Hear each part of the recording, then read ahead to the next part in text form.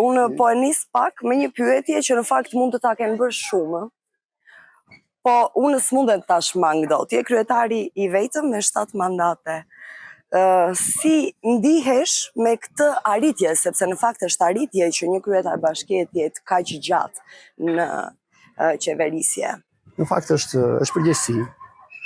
Patjetër, nga një mandat tek tjetri njeriu duhet mendojë çfarë ka bërë, çfarë nuk ka realizuar. Se në fundit do vesh të ballafaqohesh nesër me njerëzit.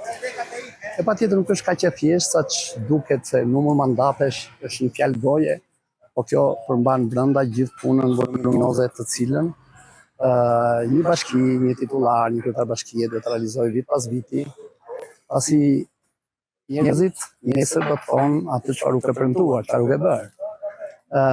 Do të saktësoj në fakt 7 mandate, po të marrim pjesën e mandateve që unë kam mbyllur si bashki e Maliqit e vogla themi.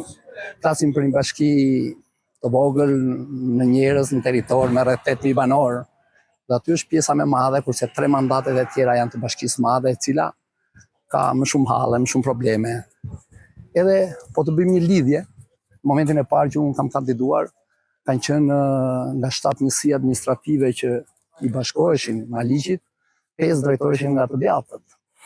E në ato zgjedhje, çuditërisht njerëzit votuan një njeri i cili kishte dhënë rezultate në bashkinë e vogla dhe të 7 njësit votuan për mua dhe për subjektin që unë përfaqësonja, dhe kjo nuk është kaq e thjeshtë për të thënë që njerëzit nuk dinë. Jo, nuk është e vërtetë.